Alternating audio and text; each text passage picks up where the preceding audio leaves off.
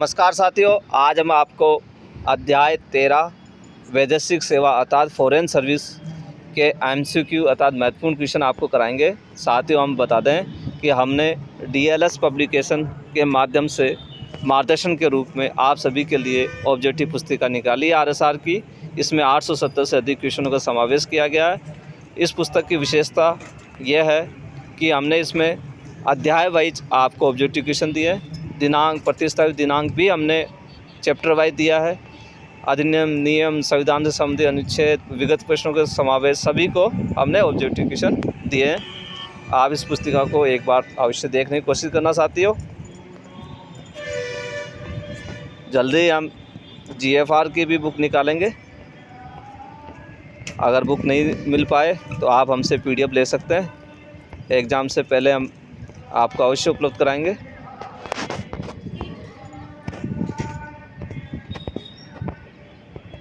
साथियों, किसी प्रकार मार्गदर्शन की आवश्यकता हो तो आप मेरे मोबाइल नंबर 9785070940 पर संपर्क कर सकते हैं।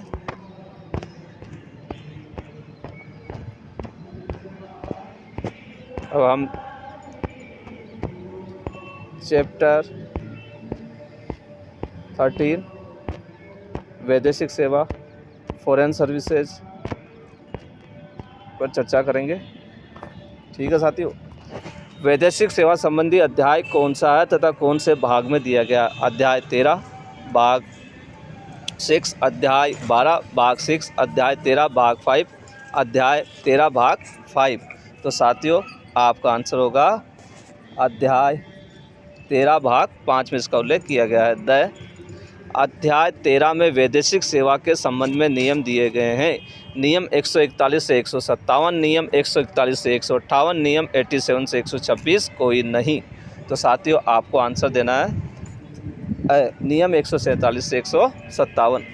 वैदेशिक सेवा के अध्याय 13 में कितने नियम विलोपित किए गए, अर्थात कितने नियम हटा दिए गए, डिलीट कर दिए गए? 2, 1, 3 या कोई भी नहीं? साथियों, आपको आंसर देना है कोई भी नहीं। वैदेशिक सेवा में प्रतिनियुक्ति की सामान्य शर्तें किस नियम में दी गई है? नियम 144, नियम 145 है, नियम 145 का, नियम 144 का। साथियों, आपको आंसर देना है नियम 144 का में इसका उल्लेख किया गया। यह महत्वपूर्ण है साथियों। प्रतिनियुक्ति पर प्रथम वर्ष लेने हेतु एवं 4 वर्ष हेतु किसको व किस दिनांक से शक्ति दी गई है? साथियों, महत्वपूर्ण क्वेश्चन है। प्रथम वर्ष प्रशासनिक विभाग को, 4 वर्ष वित्त विभाग की अनुमति से दिनांक 4/10/2022। प्रथम वर्ष कार्मिक विभाग को, 4 वर्ष वित्त विभाग की अनुमति से दिनांक 31/10/2022। प्रथम वर्ष वित्त विभाग की अनुमति से 4 वर्ष प्रशासनिक विभाग दिनांक 4/10/2022। प्रथम वर्ष वित्त विभाग की अनुमति से 4 वर्ष प्रशासनिक विभाग दिनांक 31/10/2022। तो साथियों, आपको आंसर देना है प्रथम वर्ष वित्त विभाग की अनुमति से 4 वर्ष प्रशासनिक विभाग द्वारा 4/10/2022। राज्य सरकार के सार्वजनिक उपक्रमों बोर्ड से कर्मचारी राज्य सेवा के विभागों में विपरीत प्रतिनियुक्ति पर लगाए जाते हैं, उसकी शर्तें एवं निर्देश प्रसारित किए गए हैं। दिनांक 28/12/2021, दिनांक 28/12/2022, दिनांक 1/7/2021, दिनांक 1/7/2022। साथियों, आपको आंसर देना है दिनांक 28/12/2021। वैदेशिक सेवा में कर्मचारी की प्रतिनियुक्ति की जाएगी, अतः फॉरेन सर्विस में कर्मचारी की जो प्रतिनियुक्ति होती है, डेपुटेशन, वो कब की जाएगी? सरकार जहां चाहे वहां पर कर्मचारी की सहमति से, सरकार के नियंत्रण वाले निकायों को छोड़कर अन्य स्थानों पर कर्मचारी की सहमति लेकर, व दोनों। तो साथियों, आपको आंसर देना है सरकार के नियंत्रण वाले निकाय को छोड़कर अन्य स्थानों पर कर्मचारी की सहमति लेकर ही की जा सकेगी। 5 वर्ष से अधिक की प्रतिनियुक्ति हेतु किसका व कब से अनुमोदन अपेक्षित है? साथियों, यह भी हाल ही संशोधन किया गया। यह महत्वपूर्ण क्वेश्चन है।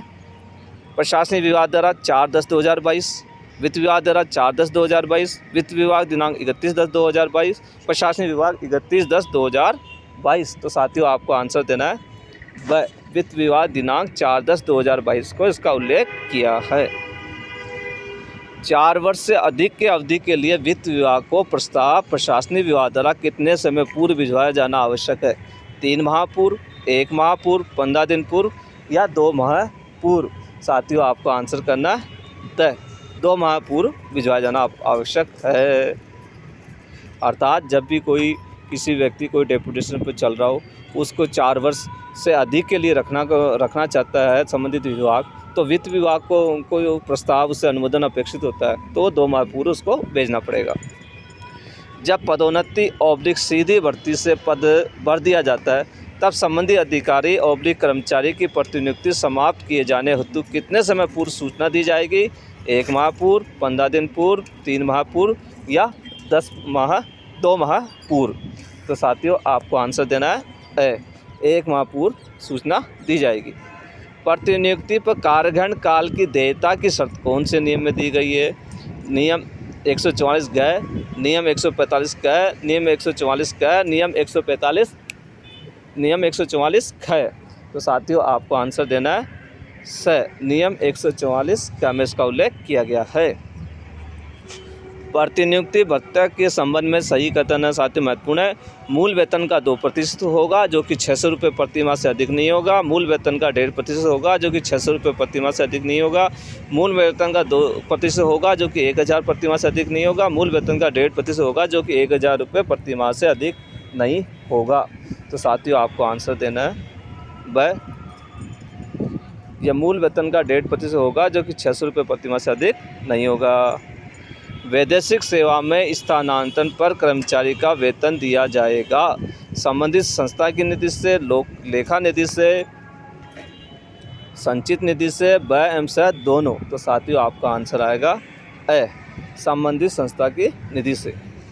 4 वर्ष बाद किसी कर्मचारी की प्रतिनियुक्ति में अभिवर्ती, अर्थात जब 4 वर्ष हो जाते हैं तो उसकी अभिवर्ती, अर्थात जब उसके कार्यकाल को बढ़ाया जाता है तो अभिवर्ती 1 साल के लिए की जाती है अथवा उससे अधिक समय के लिए, तो क्या ऐसे कर्मचारी को प्रतिनियुक्ति भत्ता देय होगा? साथियों आप ध्यान से देना, जब भी किसी व्यक्ति को 4 साल प्रतिनियुक्ति सामान्य रूप से 4 वर्ष के लिए होती है, जब 1 साल के लिए बढ़ा दी जाती है तो क्या उसको प्रतिनियुक्ति भत्ता मिलेगा? तो अधिकतम 1 वर्ष के लिए अतिरिक्त देय होगा के लिए प्रतिनियुक्ति अवधि बढ़ाई जाती है। 4 वर्ष से अधिक जितनी अवधि है वह दोनों किसी भी अवधि के लिए नहीं मिलेगा। साथियों आपको आंसर देना इसमें किसी भी अवधि के लिए नहीं मिलता है। अर्थात जब भी प्रतिनियुक्ति अवधि 4 वर्ष से अधिक समय के लिए किसी भी कर्मचारी की बढ़ा दी जाती है तो उसको प्रतिनियुक्ति भत्ता नहीं मिलेगा। यदि प्रतिनियुक्ति अवधि बढ़ाए जाने का कोई प्रस्ताव वित्त विभाग को प्रेषित नहीं किया जाता है तो ऐसे कर्मचारियों के पदस्थापन आदेश कब तक जारी कर दिए जाएंगे? 30 दिवस पूर्व, 30 दिवस पश्चात, 60 दिवस पश्चात या 60 दिवस पूर्व। तो साथियों आपको आंसर देना है 30 दिवस पूर्व प्रस्ताव भेजने होंगे। वैदेशिक सेवा में स्थानांतरित कर्मचारियों के स्थानांतरण आदेश की प्रति, अर्थात जब विदेशी सेवा में किसी कर्मचारी का ट्रांसफ़र हो जाता है तो उसकी प्रति किसको भिजवाई जाएगी? वित्त विभाग को, महालेखाकार को, पैतृ विभाग को, कोई भी नहीं। तो साथियों आपका आंसर होगा AG, अर्थात महालेखाकार को इसकी सूचना देनी होगी।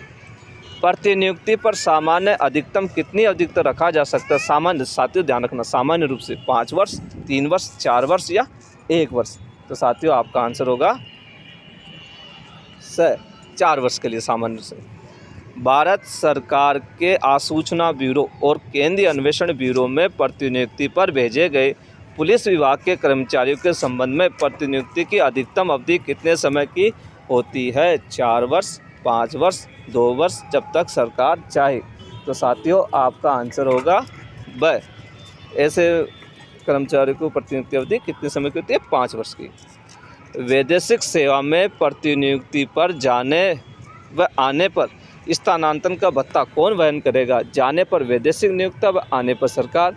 जाने व आने पर वैदेशिक नियोक्ता, जाने पर सरकार तथा आने पर वैदेशिक नियोक्ता, व स दोनों। तो साथियों आपको आंसर देना है जाने व आने पर वैदेशिक नियोक्ता द्वारा।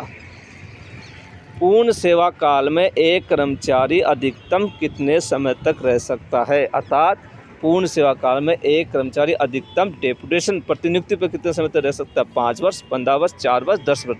तो साथियों आपको आंसर करना 10 वर्ष तक रह सकता है। वर्तमान में देय प्रतिनियुक्ति भत्ते की दर किस दिनांक से प्रभावी है? दिनांक 1/1/2006 से, दिनांक 1/1/2007 से, दिनांक 30/1/2006 से, दिनांक 30/1/2007 से। तो साथियों आपको आंसर करना है 1/1/2007 से। राज्य कर्मचारी को वैदेशिक सेवा में कौन से संस्था में प्रतिनियुक्ति पर भेजा जा सकेगा?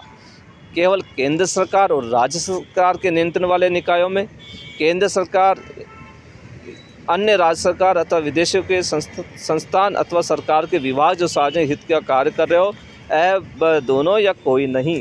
तो साथियों आपको आंसर करना है केंद्र सरकार, अन्य राज्य सरकार अथवा विदेशों के संस्थापन अथवा सरकार के विभाग जो सार्वजनिक हित का कार्य कर रहे हो। प्रतिनियुक्ति पर जाने के लिए कर्मचारी की सहमति आवश्यक है। ठीक है, यह किस नियम में दिया गया? नियम 141, नियम 145, नियम 143, नियम 142। तो साथियों आपको आंसर देना है नियम 141 में इसका उल्लेख किया गया है। वैदेशिक नियोजन में कर्मचारी को प्रतिनियुक्ति पर भेजने पर प्रपत्र की सूचना किसको देना अनिवार्य होगा? महालेखाकार को, वित्त विभाग को, पैतृक विभाग को, कोई भी नहीं। तो साथियों आपको आंसर देना है महालेखाकार को। प्रतिनियुक्ति भत्ता किस पर दिया जाता है? ग्रेड वेतन पर, मूल वेतन पर, विशेष वेतन पर या सभी पर? तो साथियों आपको आंसर देना है प्रतिनियुक्ति भत्ता मूल वेतन का होता है।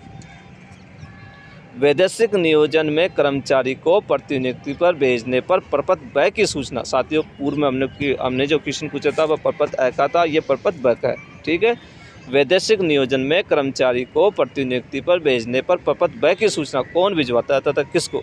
वैदेशिक नियोक्ता वित्त विभाग को, पैतृक विभाग वित्त विभाग को, दोनों। वैदेशिक नियोक्ता महालेखाकार को। तो साथियों आपका आंसर होगा वैदेशिक नियोक्ता महालेखाकार को भिजवाता है। वैदेशिक सेवा में नियुक्त राज्य कर्मचारी द्वारा अवकाश का आवेदन पत्र कौन से नियम के तहत प्रस्तुत किया जाएगा? नियम 68, नियम 69, नियम 141, नियम 142। साथियों आपको देना है आंसर नियम 69 के तहत अवकाश का आवेदन पत्र का उल्लेख किया गया है। वैदेशिक सेवा में स्थानांतरित कर्मचारी को अवकाश नियमों से अवगत कराए जाने का प्रावधान कौन से नियम में दिया गया है? नियम 143, नियम 144, नियम 69, नियम 68। साथियों आपको आंसर देना नियम 68 में इसका उल्लेख किया गया है। वैदेशिक सेवा में जब स्थानांतरण होता है तब एक प्रति महालेखाकार को कर्मचारी की जॉइनिंग रिपोर्ट कितने दिवस में प्रेषित की जानी चाहिए? 15 दिन में, 10 दिन में, जिस दिन आदेश हो उसी दिन को या किसी भी समय? तो साथियों आपको आंसर देना है 15 दिन के अंदर। साथियों यदि आपको हमारा वीडियो अच्छा लगे तो लाइक और सब्सक्राइब करना ना भूलें।